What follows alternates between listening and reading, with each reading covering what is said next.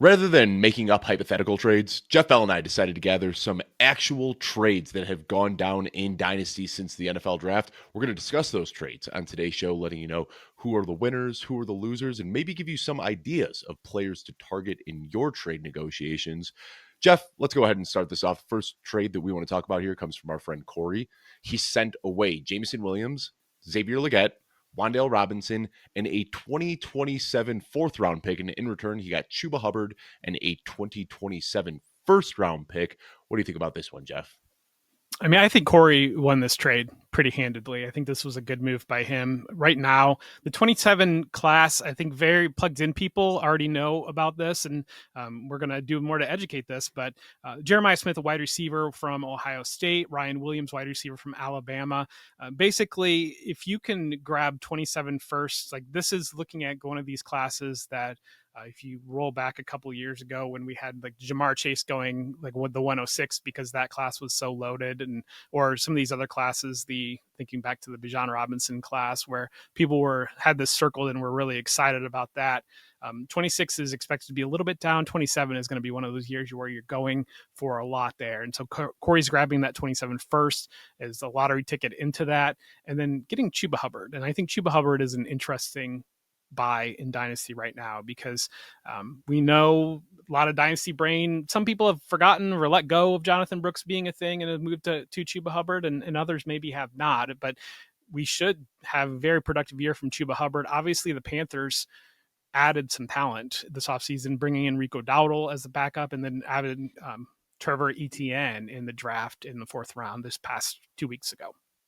Yeah, but Chuba Hubbard for this year, I'd say that his role is pretty safe, and we saw him last year. I mean, I think Chuba Hubbard was a guy who got a lot of excitement coming in as a rookie and didn't immediately pan out. So people have just convinced themselves that he is a bad football player. But the football that we saw Chuba Hubbard playing last year was great. He was intentional. He was aggressive. He was sure about the moves that he was making. He was getting upfield quick. He was playing much like the player that we saw at college. So, like you said, some people haven't really turned that page yet that Jonathan Brooks retore his ACL. He's probably going to be a zero for the 2025 season.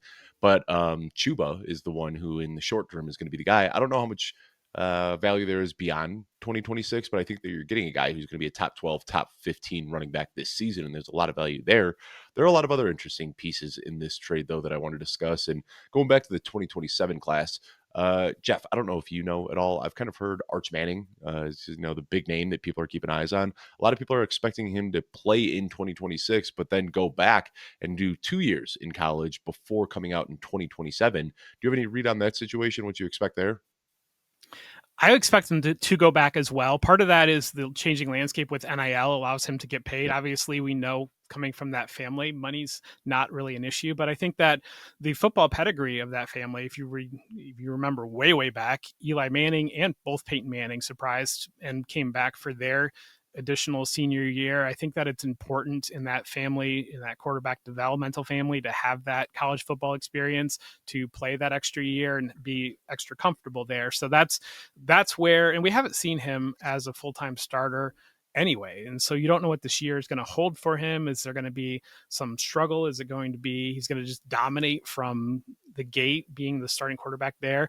But you looking at the history of the Manning family and certainly their financial position, it does set up that I think they would value that additional year in college. And then I want to talk about all of these receivers kind of independently here because Jameson Williams, former top 10 overall pick, Xavier Legette, a first rounder, Wan'Dale Robinson, a second rounder. We've seen flashes from all of these players. And I think a lot of people have looked at Jameson Williams as finally taking that step forward last year, breaking out in a big way. I mean, his production impeded Amon-Ra St. Brown last year. He was able to offset his lack of usage with touchdowns, but Jameson Williams broke out in a big way last year. And you look at the start to his NFL career, drafted with a torn ACL, then he gets the gambling suspension, and then it's just kind of been one thing after another that have kept him from full workload. Now we see that full workload. He looks good last year. Do you think it makes sense to try to move off of Jameson Williams now, or are you still holding on to hope for a guy who is, like I said, a former first round pick, still relatively young? Try to pull up his age right now, but I believe he's still just 24 years old. Yeah, just turned 24 years young. So still a young player with a bright future ahead of him. But are you kind of looking at more than just the second half of last year when you're looking at Jameson Williams? I think moving off of it for something like this makes sense. What's the, I guess maybe what's the long term upside with Jameson Williams? Because you look at, you're going to have Amon-Ra St. Brown there having volume, and we've seen his volume become a little bit more volatile with Jameson Mhm. Williams developing and with Sam Laporta developing as well. Obviously, we know Sam Laporta is going to get his share of targets as well. Those two players are a little bit more volume dependent than Jameson Williams. And so that's where maybe Jameson Williams does have the opportunity to grow if he does receive more volume.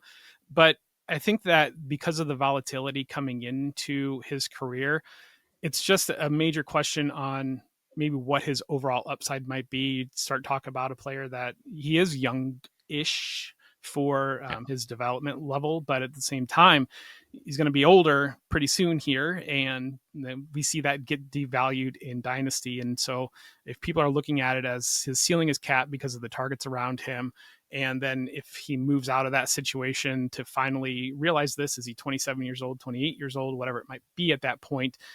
So you're just kind of dealing with he is what he is at this point.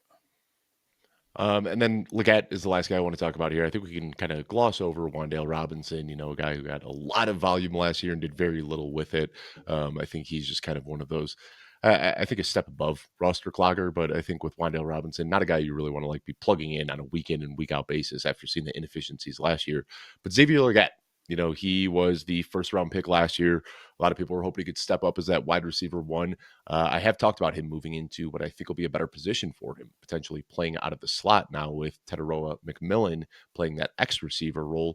But do you think it's best to move off a guy like Xavier Leggett as well, a guy who had all of the opportunity last year and literally dropped it, as we saw in that game against Philadelphia at the end of the season? I do. Again, I think that you make valid points in putting him in a better position to succeed.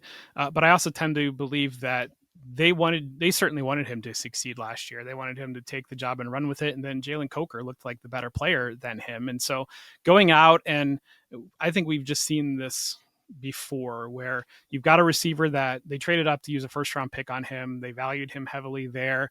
And then they use a top 10 pick on to McMillan, and he's going to be your number one wide receiver.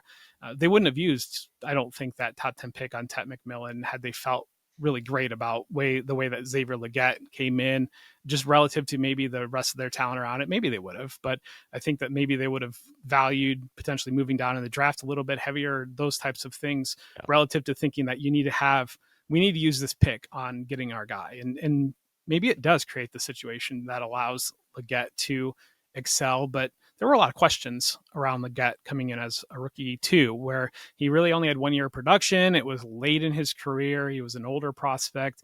He was kind of a size speed guy to go in the first round, and those profiles tend to be a little bit volatile. And I think it just speaks volumes to go back with another top 10 pick and use that on a wide receiver. I think the best case scenario we could look at for a guy with Xavier Leggett is just looking back at last year. Quentin Johnston, a guy who was drafted, had some concerns with his ability to win. Then they bring in an ex receiver in Lad McConkey who allows Quentin Johnston to make more big plays. I could see that happen for Leggett if the whole offense takes a step forward and the offense or the defensive focal point is on Teteroa McMillan. It could open up more opportunities for Leggett, but I still am going to agree with you here. I think that getting into that 2027 first. There isn't a guy on here, Jameson Williams, Xavier Leggett, or Wandale Robinson, that is worth a first round pick. So getting that 2027 first plus Chuba Hubbard, a guy that we're looking at, top 12, top 15 upside from this season, I think that's a good trade. Spent a lot of time on that one, but let's move on to this next trade here from BCB Nomad, who sent the 104. You figure the 104, we're probably looking at Omarion Hampton, Cam Ward, Teteroa McMillan, Travis Hunter, one of those guys, somebody besides Ashton Jinty. So he sent the 104 and DJ Moore, and in return got Brian Thomas Jr. What do you think about this one, Jeff? I think Brian Thomas Jr. is a great acquisition right now because I've made the argument within some of our, we have a chat that we have our close friends at Football Guys, and of course our old friend Jagger that is in, and we talk about football quite a bit in there. And I said, what does Brian Thomas Jr. need to do to be the Dynasty wide receiver one overall after this year? Because I think it's certainly within the range of outcomes. And I think You are in a very interesting buy window because I think that some people hold the belief that Travis Hunter is going to come in and be the wide receiver one in Jacksonville. I tend to believe that Brian Thomas had 1,200 yards as a rookie, was the third most yards in the league last year. He's kind of solidified himself as that wide receiver one there. So I think it's a rare opportunity to buy a player that obviously is an absolute freak athletically, and then had that great production his rookie year. But because of the addition of Travis Hunter, it creates questions around his long-term value. So grabbing that, I think that the 104, which, I mean, realistically at the 104, you're hoping to get a player with the upside of Brian Thomas, and you're kind of, that's hope there. And then DJ Moore obviously is a very productive window right now. And so, you're feeling like maybe you get similar production from DJ Moore and Brian Thomas in this short window. Plus you get the young player on top. But I like that move to grab Brian Thomas. Now, I don't want to, be dubbed the Brian Thomas hater on this show. That's not what I'm trying to do at all. But when I do look at his profile, I do see a few things that kind of stand out to me as a little bit concerning. 25.5% target share was 20th in the league. And of course, the yardage was there. We saw a lot of big plays and we saw a lot of big touchdowns as well. He was fifth in the league in touchdowns, but targets per route run down at 20%. Overall targets, he was 14th in the league. So that concerns me a little bit that we already saw the production last year didn't come on this huge sample size. It's not a Malik Neighbors, Justin Jefferson, Jamar Chase type of rookie season. It's very much so reminiscent of what we saw from DK Metcalf, where the usage wasn't there, but the big plays and the long catches and the touchdowns were. And that worries me a little bit. And then you throw Travis Hunter in the mix as well. I know you've said that you are certain that Brian Thomas Jr. is going to be the guy here. I think that they could elevate each other where, they work off of each other. I think they have complementary skill sets. I've made the comp to DK Metcalf, Tyler Lockett, where you got the one guy underneath. You've got Brian Thomas making the big plays downfield. But I get a little bit worried here. So I still think that getting Brian Thomas Jr. here is the move. 104 and DJ Moore. I think that's a fair price for Brian Thomas Jr. But if you have to start paying any more than that, I think that's where I'd start to get cold feet a little bit. I think this is about as much as I'd be willing to give for Brian Thomas Jr. But the reality is that 104 could end up being a whiff. We love Tedero McMillan, but what if he doesn't work out? Or what if Omarion Hampton is in the shadow of Najee Harris and they realize, hey, Najee Harris is actually better than we realize. They give him a 2-3 year window or a contract, and then all of a sudden the floor falls out from underneath Omarion Hampton. I think there's risk in that 104, and I think that's why I'm okay doing it. But I think giving up any more than that is when I start to get a little bit nervous about Brian Thomas Jr. So I think this is a fair trade, and I'll lean the Thomas Jr. side, just playing devil's advocate a little bit to talk about the potential downside for Brian Thomas Jr. going forward. Which is what creates the buy window. Right. It's legitimate. It is potential. But on the other side, if he comes out here with 1,700 yards and maybe JJ McCarthy struggles and CeeDee Lamb kind of doesn't do what he did 2 years ago, I mean, Brian Thomas Jr. could be the wide receiver one in Dynasty.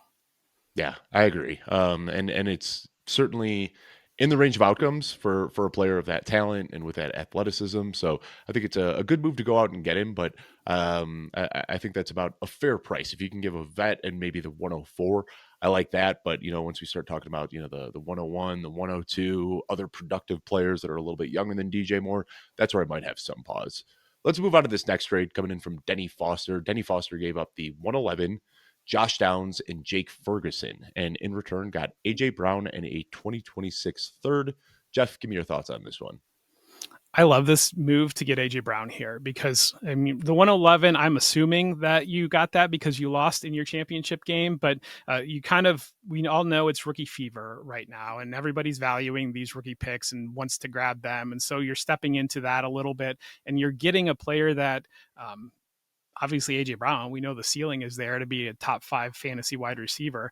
And, Josh Downs had a good, strong year last year. Obviously they're adding a little bit more competition to those targets with Tyler Warren, that draft pick.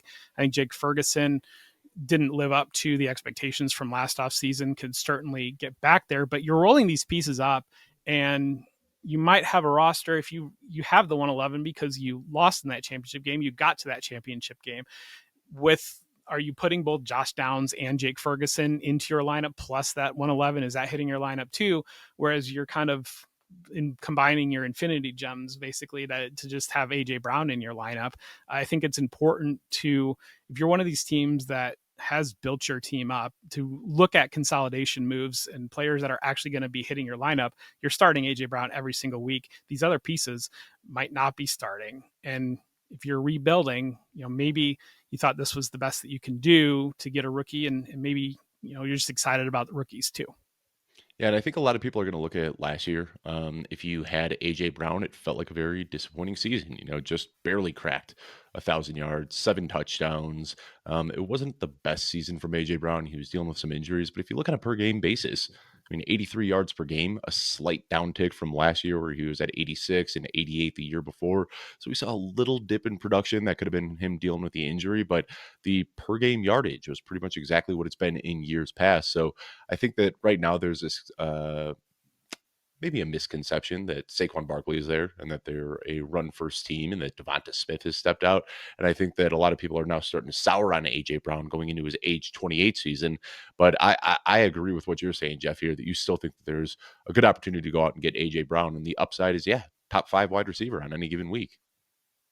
Yeah, I think it's just an instrumental. It's a good time, especially if you're these teams that are contending for the championship, to buy these types of players. This is probably your best window on these types of players, because once we get into the summer, once you get into August and people are taking AJ Brown in the second round of their redraft leagues, or maybe even first might be a little bit aggressive right now, that valuation goes up and you're thinking about the points that you're going to get. And I just used my second in my redraft league on AJ Brown. Do I want to trade him for some of these pieces? Whereas right now is the time of year where hope springs eternal in Dynasty, and the mystery box could be anything. It could even be a boat. Well, you and I are in a redraft league right now, and I know this is the Dynasty show, so I don't want to derail it too much, but we are in the middle of round 2 in a Superflex redraft league, and both of these big premier wide receivers we've talked about so far, Brian Thomas Jr. and AJ Brown, both are still on the board as we approach the 207. So I think some of the concerns that I may have mentioned about Brian Thomas's usage and AJ Brown dealing with the injury on what people now dub a run first team, I think that is starting to bleed into consensus. And if there's an opportunity here to buy these guys long term in Dynasty, absolutely worth the risk. Let's move on to another trade here, Jeff. And this one really shocks me. Jason Thomas was able to trade the 401, which before I even dive into this trade, talk to me a little bit about fourth round picks, Jeff. How much value do you put in a fourth round pick? Not nearly as much as the market does, I'll say that. And so I think it's I don't know. Everybody thinks that. I think the Puka Nakua kind of fallout maybe Yeah. is a little bit of a part of it, and everybody thinks they're going to grab that next Puka Nakua. But these fourth round picks are. I think this is an interesting way to Yeah. deal. I even hear people say, like, well, that fourth round pick could be Brock Purdy. Let's be honest. Brock Purdy was on waivers in almost every single league. Like, people weren't using their fourth round picks on Brock Purdy. They were picking him up that summer when he started getting smoke in camp. So, yeah, you've got Puka Nakua, you've got Amon-Ra St. Brown. That's pretty much it. I mean, maybe you hit on a day 3 running back that you can get a year or 2 out of production from. But yeah, I'm kind of with you. These fourth round picks, if people are putting any value in them on the trade market, that's just a great asset to try to move off of, in my opinion. So Jason Thomas here was able to trade the 401 and in 2026 third. So we don't know if that's going to be early, middle, or late, but 401 and a future third for Calvin Ridley. Jeff, this one just blows my mind that this is how cheap Calvin Ridley is in today's market. What do you think about this one? I am very pro buying Calvin Ridley right now. We're in a dynasty league together, and I bought Calvin Ridley about a month ago in that league. But I think Calvin Ridley, you know, he's going to be in a better situation than he was last year. I mean, year 2 in Brian Callen's offense, Cam Ward playing quarterback relative to having Mason Rudolph or having Will Levis. I mean, that's improvement just in general there for Calvin Ridley situationally. He's kind of over that little window where he didn't play football and maybe there were some conditioning concerns or those types of things going on. But I think more to the point of what Jason was able to do here is when you kind of have these late picks that everybody, like we talked about, is sure that is going to be something that they're going to hit on that 401, and they've got that 26th third, and that could even be the 301. And so you don't know. Buying these boring bets right now, I think, is a very, very smart approach and way to go about this, because you're looking at Calvin Ridley as a player that, if he's your wide receiver 6 like that, how much of an upgrade, or your wide receiver 5 on your roster. That's a massive upgrade potentially over what you have there. And I think as you get through the course of the season, you might look at your team and feel like it's really set right now. But when the buys start to hit and the injuries start to hit, and you're plugging Calvin Ridley into that spot, and especially if you get a top 25 wide receiver type year out of Calvin Ridley, relative to whatever else you might be plugging into that spot, that could be the difference between 2 or 3 wins on your season. That could be the difference between earning a bye. We've seen the last couple of years how huge earning those buys in your playoffs can be because of the volatility of playoffs. I feel like we always see the 6-3 seed beat the 3 seed, it seems Yep. like. And so kind of being able to just improve your team incrementally in these ways, and leaning into selling those rookie assets. And I feel like every dynasty show is like right now is buy the rookies, you get the youth, and it could be anything. Whereas I think probably the smarter approach, as I play dynasty more, as I see intelligent dynasty players, is to utilize the uncertainty of those assets and to plug in a guy like Calvin Ridley. Yeah, and Cam Ward, I know there's a lot of people that have questions about Cam Ward, but what we see from rookies often is just kind of locking in on their number one receiver, and Calvin Ridley profiles to be that guy. So even if it isn't pretty, and the Titans aren't playing a ton of or winning a ton of games, and Cam Ward does have some issues, it's not crazy to think that Calvin Ridley could still stumble into a 150, 160 yard season and pay off just because there aren't a lot of other options there. You've kind of got this mismatch of veterans and undrafted free agents and rookies and kind of this weird hodgepodge of guys. But I think Calvin Ridley is a guy who very much so separates himself from the rest. All right, Jeff, we're going to close off with 2 more trades here, and one from me and one from you. So let's discuss these a little bit. I'll give a little bit of context in mind. I made this trade right before the NFL draft, regretted it, then felt okay about it after the NFL draft. I traded away Roma Dunze, and this is because I have Roma Dunze on a ton of teams, and I was looking to cash in on some of the hype. In return, I got Trey Benson, I got the 202, and I got a 2026 second round pick. That 202 I used for Luther Burden. So what we're looking at is Roma Dunze for Luther Burden, Trey Benson, and a 2026 second. Jeff, what are your thoughts on that one before and after the draft? Let's hear both. I think it's interesting that you use the pick on Luther Burden, because I feel like that's almost a direct pivot on Roma Dunze, where you're kind of you to do this trade, you're shorting Roma Dunze to start, because Yep. you're breaking it up in other pieces. You're saying, I don't think that he's going to deliver.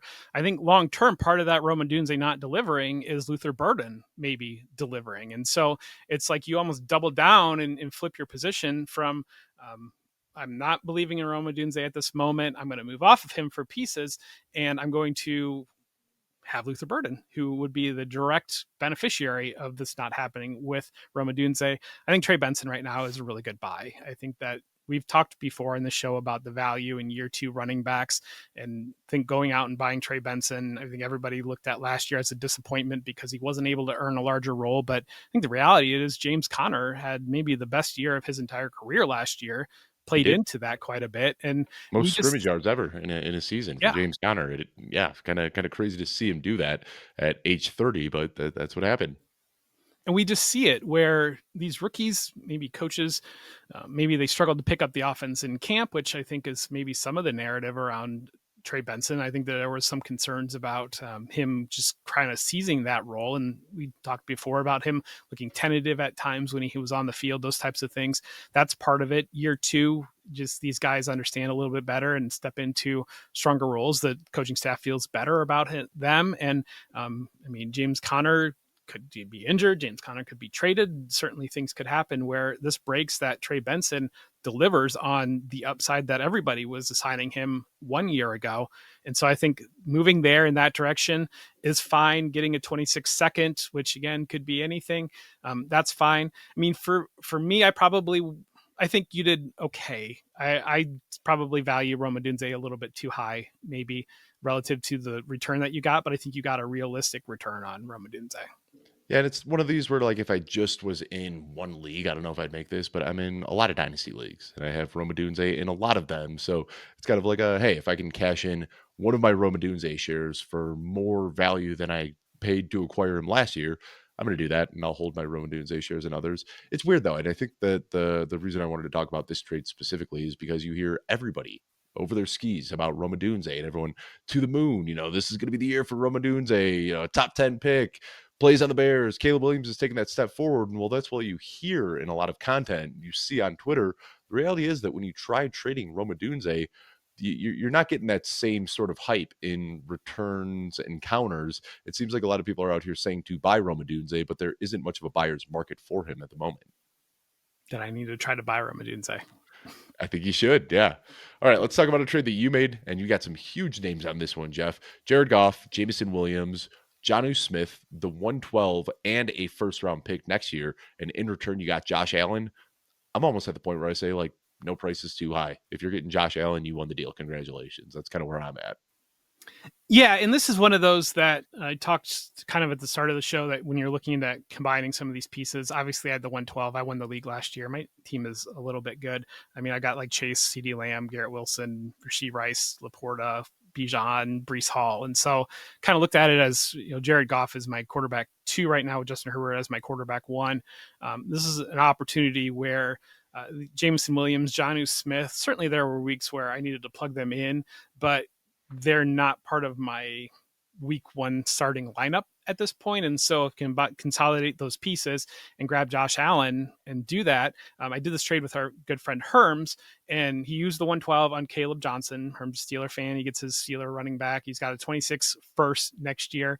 But from his angle, I mean, this overall potentially upgrades his lineup, because the options that he might be putting in relative to Jameson Williams, Jonnu Smith, Caleb Johnson, if those pieces hit, the difference between that and Jared Goff and Josh Allen might not be worth it, or might be worth it on his side.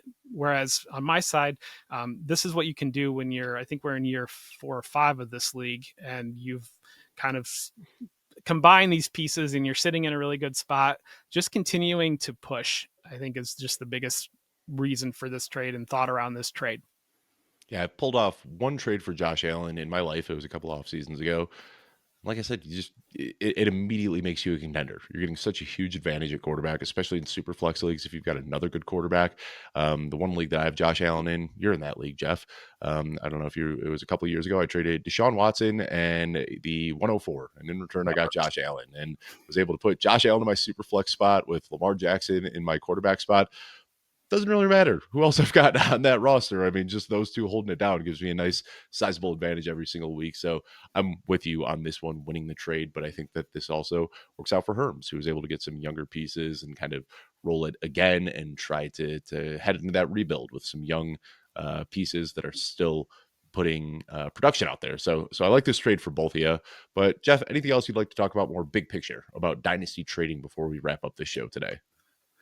Just right now, I think some of these trades have shown the value right now in buying maybe proven commodities versus kind of where the value lies in these picks. I just think there's EK Baller on Twitter. He's a very sharp individual, and he has a very good chart that he puts out of basically like the year, the dynasty life cycle of where picks are valued relative to where veterans are valued. And right now we are an extreme.